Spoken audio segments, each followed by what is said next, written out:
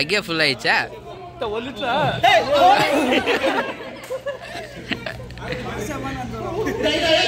வேணா அப்படியா சார்? இதெல்லாம் கணக்கில் ஜெயிச்சாங்கண்ணா.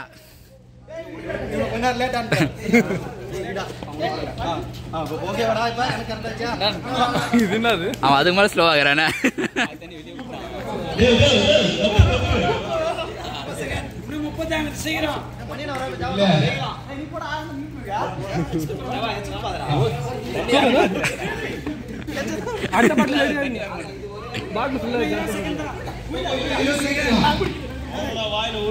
நீ போக கூடாது.